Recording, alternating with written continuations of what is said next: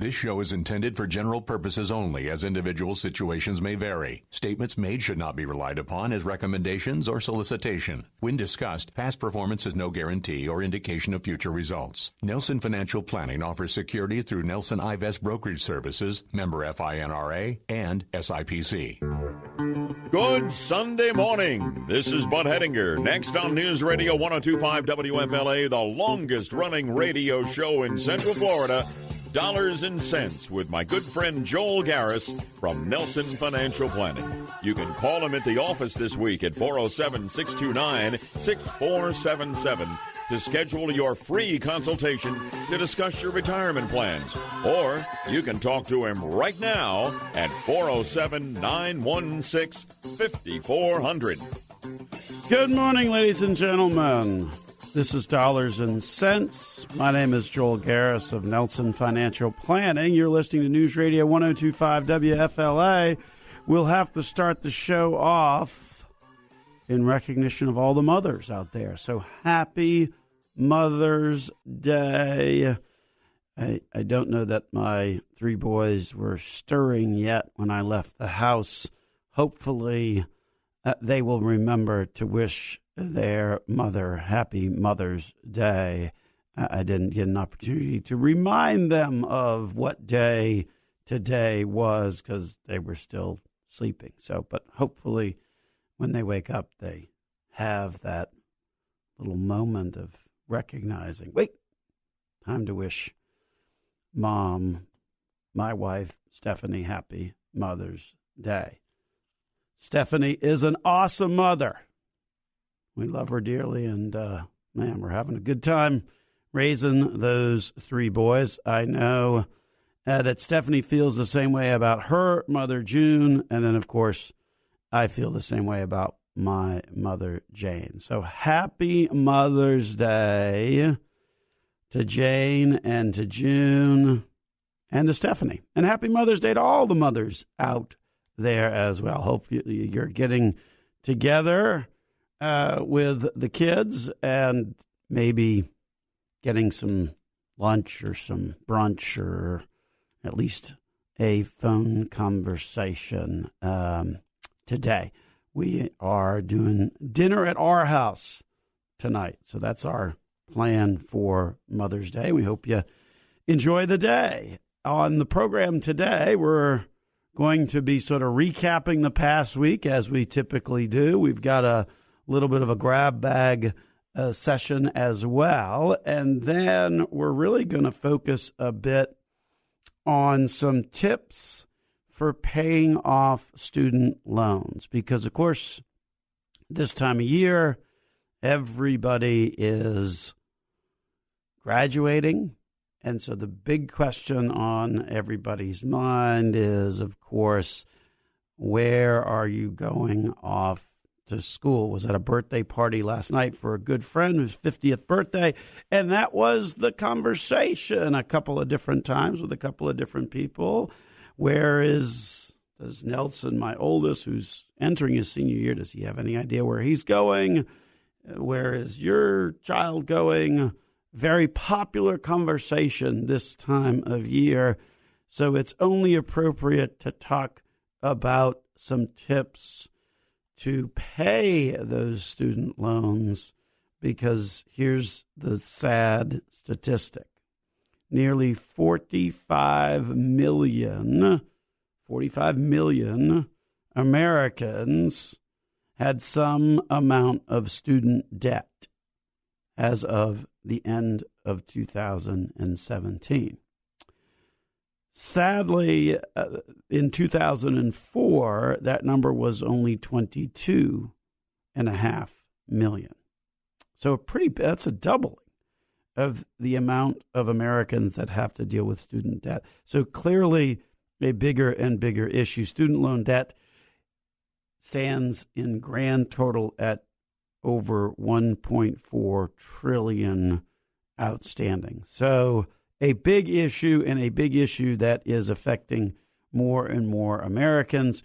We will talk about some of the things that you can do to try and stay in front of that. Also on the program, We'll talk about a recent analysis that we read from a major investment management company looking at portfolios and portfolio allocations. It will tie together some of the conversation that we had last week in terms of beware the underlying composition of the bond funds that you have, because many of them are cheating in terms of the allocation.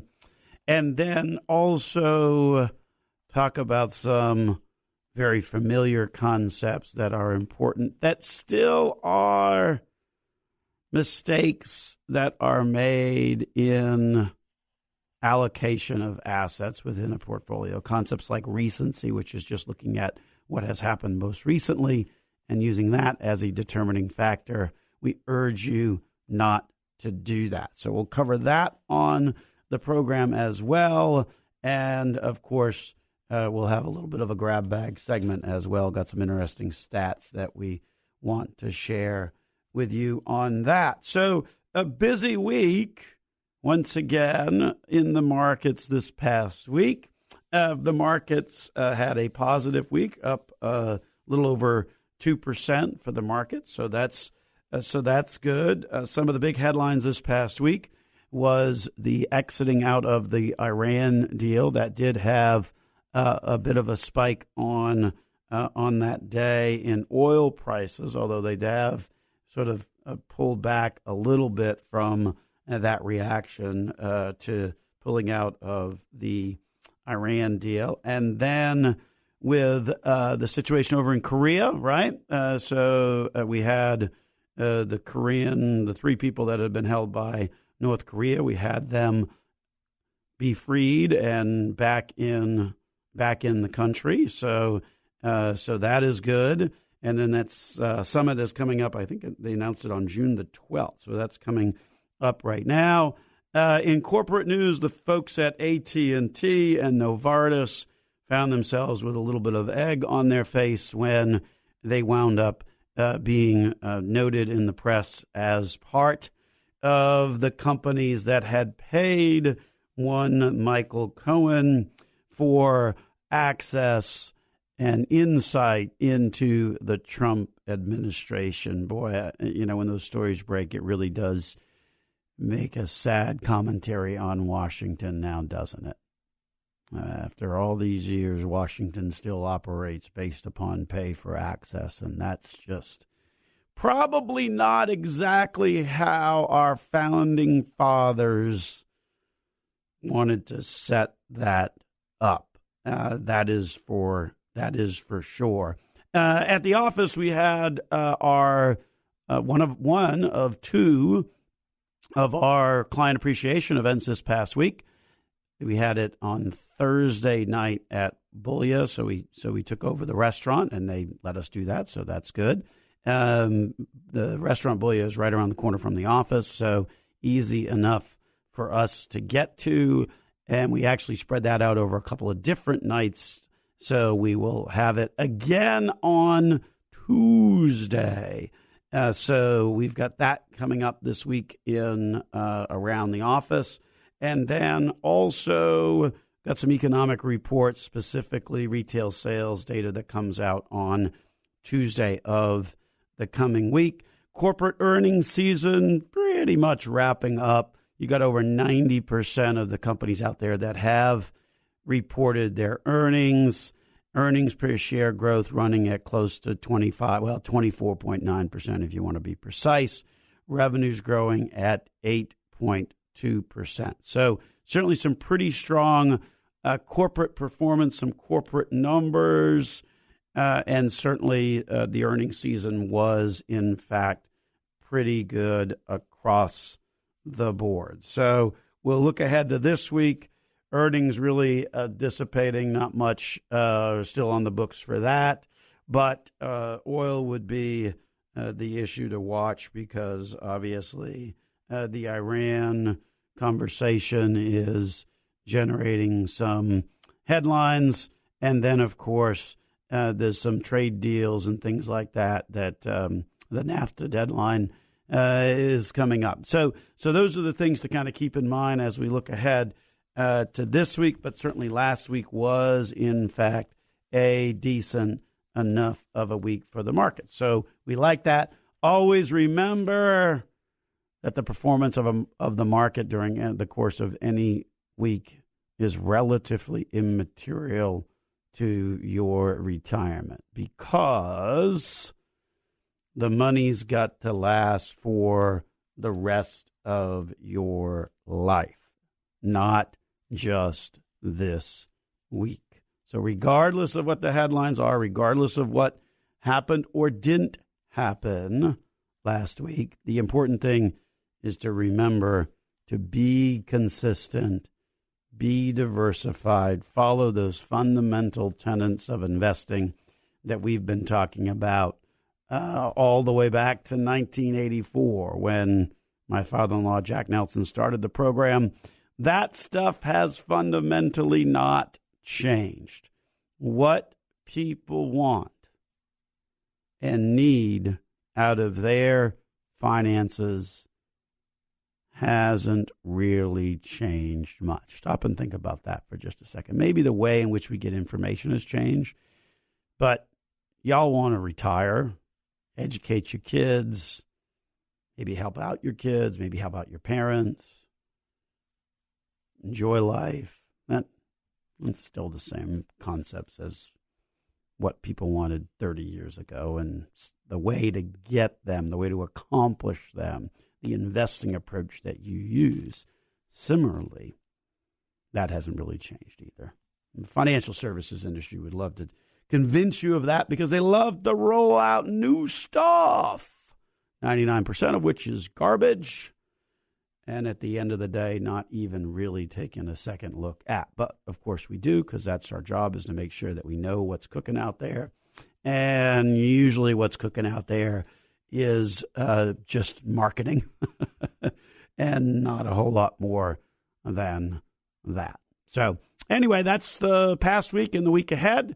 We're going to slide to a break, and when we get back, we will dig deep into some of the things to consider to do in order to try and tackle those student loans. Isn't that an amazing number? $1.4 trillion nationwide in student loan debt in America today.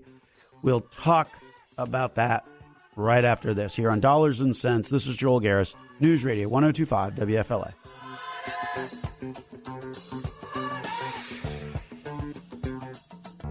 This is Bud Hedinger. You know, you can talk to Joel Garris of Nelson Financial Planning right now on Dollars and Cents about anything to do with your money by calling 407-916-5400. Give him a call. It's time to make sense of your dollars. Hey, welcome back to the program, ladies and gentlemen. Dollars and Cents here on News Radio 102.5 WFLA. This is your host, Joel Garris of Nelson Financial Planning. In this segment of the program, we're talking a little bit about some of the ways that you can try and tackle student loans. This time of year, graduation season in full swing. Everybody's talking about where you're going off to college. And, of course, that is a great conversation to have. Very popular one right now. Of course, the hidden danger behind that conversation is that more and more people are in winding up with student loan debt. In fact, the number has doubled over the course of the past 13 years. Back in 2004, only 22.5 million Americans had student loan debt. Today, that number is 44.7 million Americans with total student loan debt outstanding at $1.4 trillion. That's a mess. And you can get saddled with a pretty high payment that is going to feel like a mortgage payment before you even have the opportunity to think about getting established and buying your own house. You're going to be right out of the gate the second you graduate having to pay a pretty big number. So here are some tips to try and tackle that. First of all, it's important and imperative that you only borrow what you need. Too often I hear students say, I'm going to borrow a little bit more because I just want a little extra cash, get a little cushion, maybe do something with it during the summer, or maybe just to have some extra money along the way. That's all fine and dandy, but the problem is you're borrowing money. If you wanted some extra money along the way, my encouragement is going to be that's where that summer job comes into play. Make sure that you are saving that summer job money, because when you take extra money from student loans just to have a cushion, you pay an interest on that. Borrow only what you need. And if you don't quite know what the numbers are, here's the reality, okay? For federal loans, for federal student loans, you can return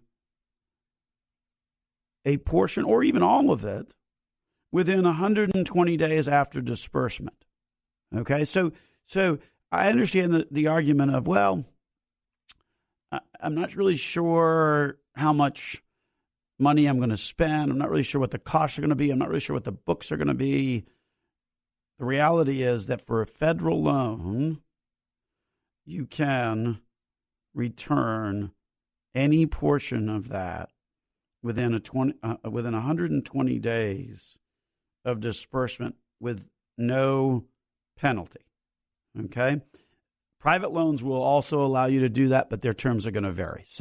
But for federal loans, you've got 120 days in which you can return all or a portion of that money. So be aware of that. If you borrowed the money, unsure of how much books are going to be, unsure of what all of those expenses are going to be, and then after you've gotten through those first 2 or 3 months and you look at what's in the checking account and you find that there's extra money in there, one of the best strategies you can do is, in fact, return the money. As long as you're doing it within 120 days of when you took it, there's no penalty. That's a pretty nice feature to be able to take advantage of, and we would certainly encourage you to do that. When you do graduate and you start your repayment plan, be aware that there is a smorgasbord of repayment plans, and those are going to vary depending upon the type of loan that you got, whether it's a federal loan or a private loan, but there are different repayment options. Sort of the standard repayment option is 10 years. That's sort of the federal standard repayment option that is 10 years of payment. The reason, of course, you want to try and have the repayment schedule be as low as possible is that the longer it is, the more the interest rate is on it, right? I mean, it works the same way as any other loan. If you're able to pay any loan, auto loan, mortgage loan, student loan off within a shorter timetable of what the normal repayment schedule is, then you will, in fact, save a bit of money because you will no longer have that interest accruing along the way. So be careful of what you pick. Now, of course, you may not be graduating and going straight into a job that's going to pay a bunch of money. In that case, there are many income-driven repayment plans that are available to you. But here's the caveat there. It's okay to do an income-driven repayment plan when you get out of school, because that first job, maybe you're not making as much as you would like, and so you need to have one that's a little bit more correlated to your income. But as your income rises, you need to revisit that. Far too often, we see people that are making more money than they were when they first graduated, but that they haven't changed the payment schedule. And so it's still is now dragging out over a longer period of time, because those income repayment schedules have a much longer repayment period than sort of that standard repayment period of which would be sort of the standard would be 10 years on a student loan. An income repayment plan is obviously going to stretch that out much, much longer. Another thing to be aware of is that, so you're just starting out college. In case you got 4 years in college. In my case, I spent 5, but that's a different story. But 4 years, 4 years in college, maybe 5, and so you borrow money in year 1, right? What maybe people don't realize is that when you borrow money, particularly on the private side, we're always on the private side. There are some subsidized versus unsubsidized federal loans where you don't have to worry about this. The subsidized ones would be the ones where you wouldn't have to worry about this. But when you borrow money, much like any time when you borrow money, the interest starts accruing immediately, even though you are in school. So stop and think about it. You borrow money the freshman year. By the time you graduate 4 or 5 years later, that loan has had interest on it that has simply been being added to the principal amount of the loan. So when you look at after graduation, okay, how much do I owe in student loans? You're going to look at it and be like, I didn't borrow that much money. How is it that? Because the money that you borrowed in year 1 had 4 or 5 years of time frame to have the interest added to it.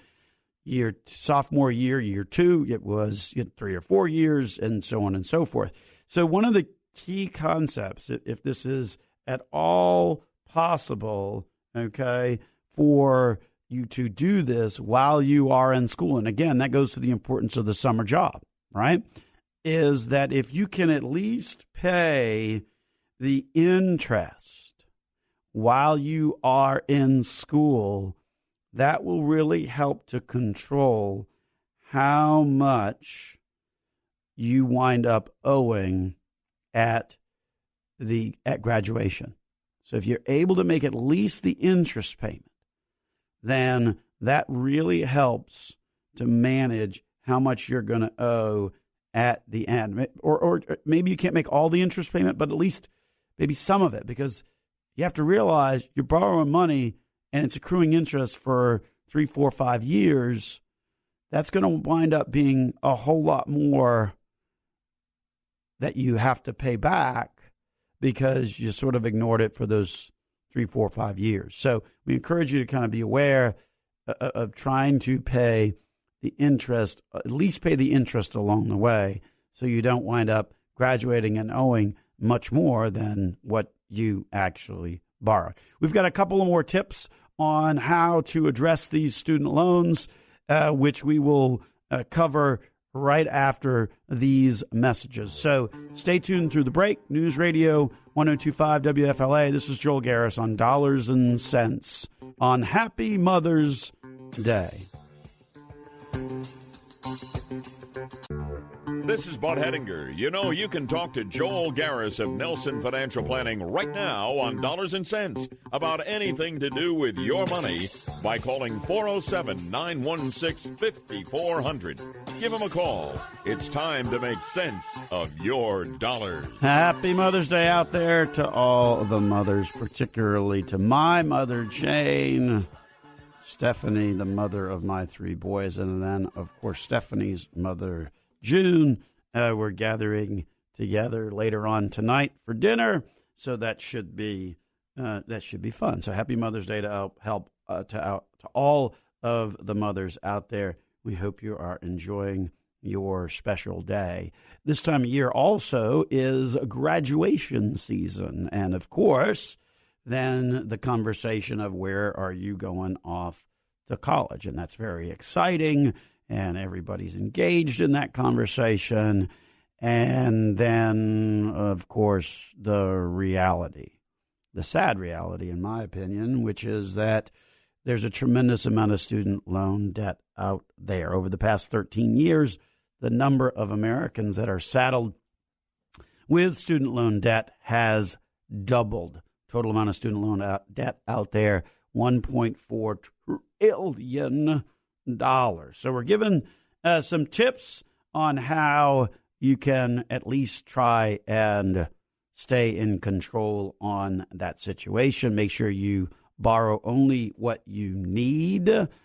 In fact, if you borrow more because you don't really know how much school is going to be, you have the ability actually to repay back all or a portion of any federal student loan that you took, as long as you do that within 120 days of disbursement. Well, 120 days of disbursement, that's 4 months. I mean, you're almost through the first semester. You borrow money, you get most of the first semester to make sure, well, wait a minute, maybe I did borrow a little bit. Maybe the books weren't that expensive. Maybe this, maybe that. If there's extra money, the best approach is to turn around and return it. And you can return it with no penalty. Pick your repayment. Once you graduate, pick your repayment plan very carefully. The standard is 10 years. Often, if you're graduating and don't have a high-paying job, you may choose to use one of the income-based repayment options, and that's fine. But just be aware that as your income goes up, you certainly want to change that repayment schedule, meaning you got to, as your income goes up, start to put more towards those student loans. Otherwise, you're just stretching it out over a longer period of time. Number 3, that loan starts to accrue interest unless it's a subsidized student loan. That loan starts to accrue interest from the moment you take money out, which means that if you're borrowing in year 1 and it takes you 4 or 5 years to graduate, you're going to owe a whole lot more on that loan than you borrowed, and it's going to surprise you how much you owe.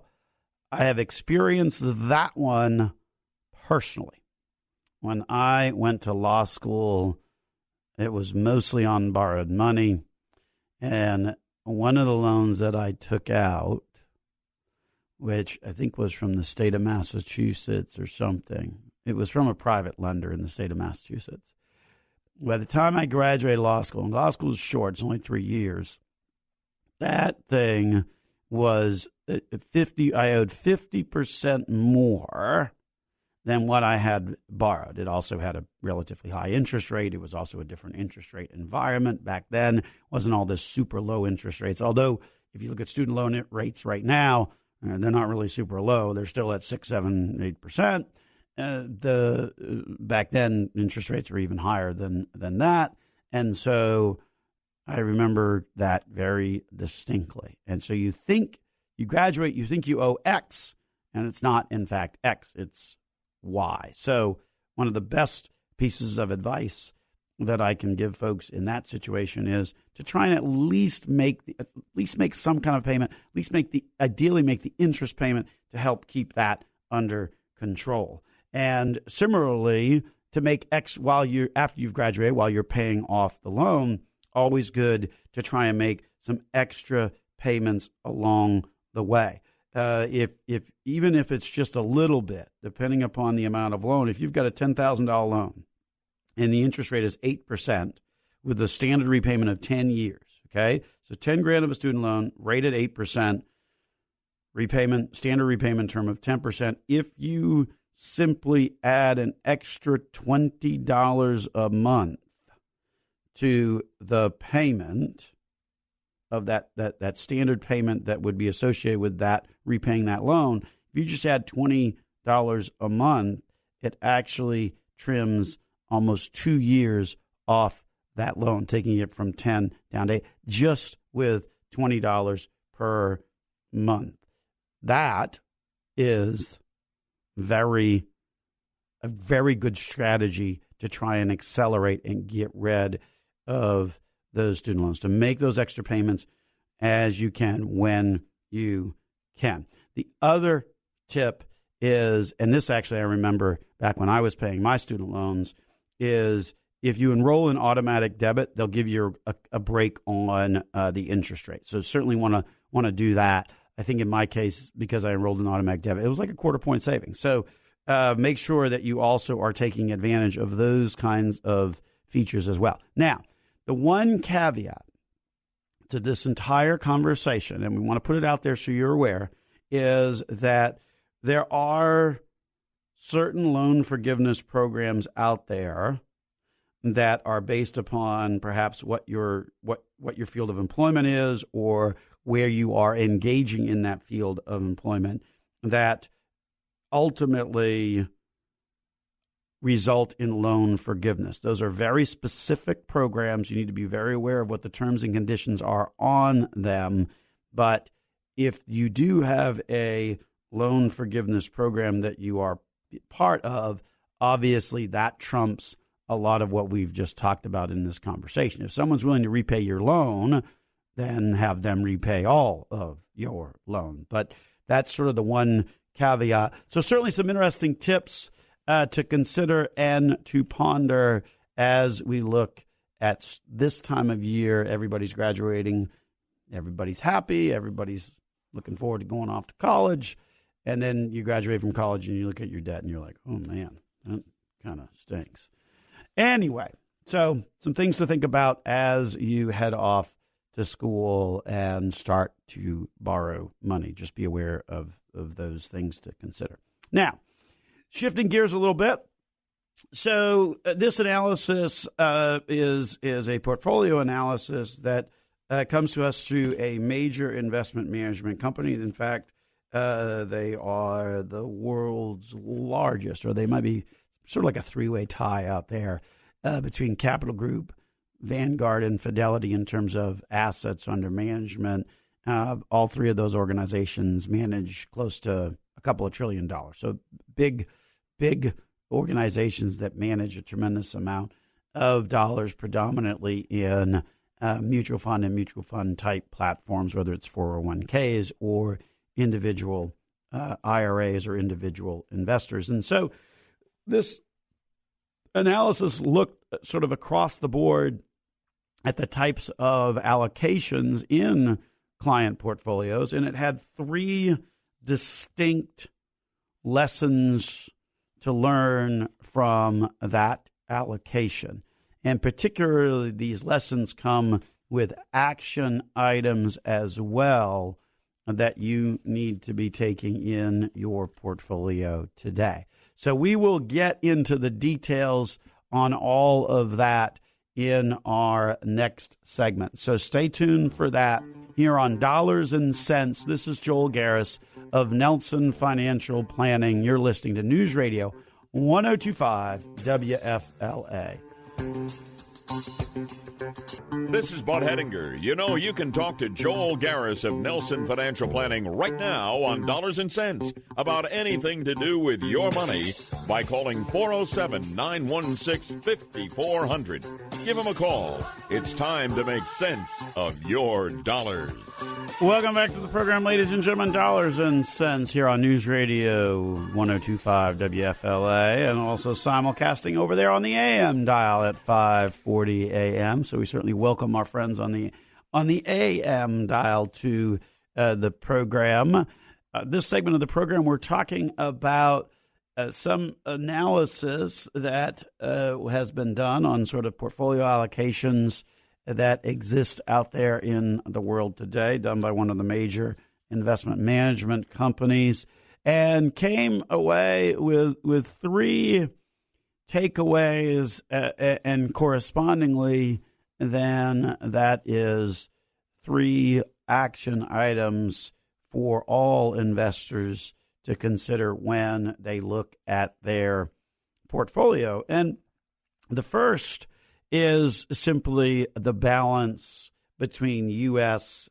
and the rest of the world. Many people don't realize, but the rest of the world has a greater market capitalization than the U.S. So if you were solely creating a portfolio based upon market capitalization, you would have 55% on the international side and only 45% on the U.S. side of things. Now, we're certainly not advocating that because owning on an international basis does carry some additional risk. But certainly when you look at the typical portfolio out there today, less than 20% of it is on the international side of things. And I think that, and I think some of that is as a result of recent performance, right? I mean, the U.S. has sort of been the leading economic power, particularly coming out of 2008. Many places, Europe, Asia, really kind of stumbled in their response to 2008, and so are behind the times, if you will, and certainly their performance reflects that. But if you look at last year, for example, yes, the Standard & Poor's here in the U.S. gained 22%, but the European and Japanese stock markets all, delivered better results, 26 and 24%, respectively, for calendar year 2017. So if you're looking at the typical portfolio today, you would find that less than 20% is allocated to the non-U.S. side of things. We encourage folks to review that. That's certainly something that we pay attention to with our clients when we meet with them and discuss the overall allocation. We would like that number to be around 25 or maybe even 30%. Below 20%, we feel that that's a little bit light on a major asset class that has a history of generating some good returns. So be careful on that mix of U.S. versus non-U.S. Many portfolios have, as a result of performance, gotten heavier on the U.S. side of things, less so on the non-U.S. side of things. If you're under 20%, I mean, as is sort of the average investor, we would encourage you to retake a look at that and make an adjustment on that as well. The second issue that came up in terms of analyzing a broad cross-spectrum of personal portfolio allocations is a topic that we talked a little bit, I think, about last week. The bond funds out there today, many of the bond funds out there today are what we call kind of cheating. And what that means is that they are owning riskier types of bonds in order to produce results in terms of the yield that these bonds can offer. 90% of the top performing bond funds owned a mix of emerging market or corporate bond or junk bond type rated bonds in them. And those types, or floating rate is the other one where you'll see kind of sneaking in there. Those types of bonds have a much more correlation to the equity markets than your traditional bonds have. So be careful of not just the percentage of ownership on the bond side, but you want to be careful that the bonds that you own aren't correlated too much to the equity side. So make sure that your bond allocation, and if you're a longtime listener to the program, you know our view on that. So I'll take 30 seconds and give you our view. Our view on that is the financial services industry is way too heavy on the bond allocation. Way too heavy in terms of what they typically recommend. We like to be much lighter than what the traditional allocation would be, and we balance that by being more large blue chip in nature. So there's kind of the trade-off, not owning a bunch of small and mid or emerging market companies, but owning more large blue chip, and then thereby reducing the bond component as well, because over time bonds don't make money, but they do have a role, and that role is that they are supposed to be stable when the stock market has volatility. Well, if you've got bonds that have equity-like exposure and the stock market is volatile, then that's going to also translate over to the bond side. So be careful on the bond side as well. Make sure that your bond side is really, truly a core bond type of mix.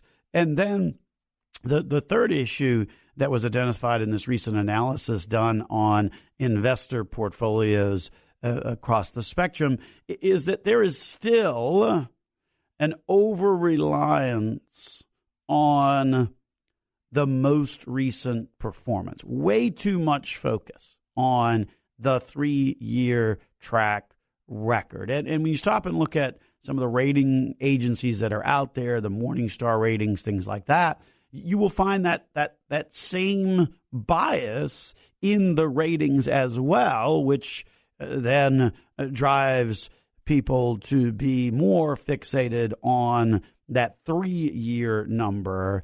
And we would submit that that's really not a long enough track record in which to determine whether something is going to have the consistency of performance. That's why at the office, when we're dealing with our clients and investors, we pretty exclusively use funds that have at least a 20-year track record. And many of the funds that we use, their track records go back 30, 40, in some cases 50, 60, 70 years. Those are the track records that we're looking at when we look for consistency. Way too many folks, and even the rating agencies, have a fixation on the 3-year number. In our view, that's just not a long enough time to really get a handle on the consistency of the performance. The other interesting caveat in the analysis was that one of the other determining factors of success in terms of performance results of a fund was looking at the percentage of ownership of the fund managers themselves. There is definitely a correlation if the individuals that are managing a fund have their own personal money in the same fund.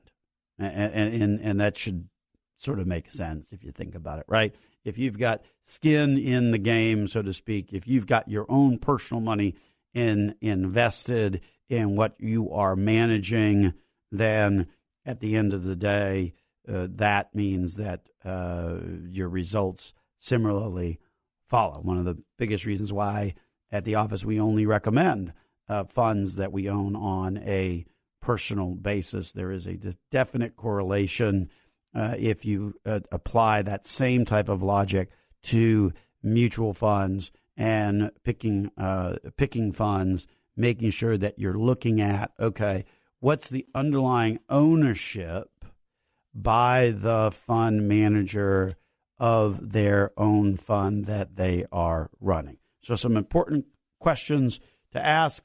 It's certainly some important considerations to think about, particularly as you look at current allocations among investors today. Very light on the international side. Their bond side may have some hidden surprises, and way too much fixation and focus on the most recent track record. Though that certainly we would not recommend from an investing perspective. You really want to look at a much longer track record than just the past 3 years. So some things to think about as you're looking at your investments this week. Hopefully we've given you some food for thought on them. We are out of time. That's what the music means. So we will wrap it up for this week. We will be back next week on the program. You're listening to Dollars and Cents with Joel Garris of Nelson Financial Planning on News Radio 102.5 WFLA. This is Bud Hettinger, and you've been listening to Dollars and Cents with Joel Garris of Nelson Financial Planning. If you missed any part of today's show or want to listen to it again, check out the radio show at www.nelsonfinancialplanning.com or connect with them on Facebook or Twitter. Be sure to call Joel this week at 407-629-6477 to schedule your free consultation to discuss your retirement plan. How have your investments performed over the past 5 years? Do you know? Are you happy with that number? At Nelson Financial Planning, we've been achieving investment results over the past 30 years using actively managed investments that we own personally. This is Joel Garris, and I invite you to review your investment results with us. Visit NelsonFinancialPlanning.com or call us today at 407 407-629-6477 to set up a conversation to review your investment performance.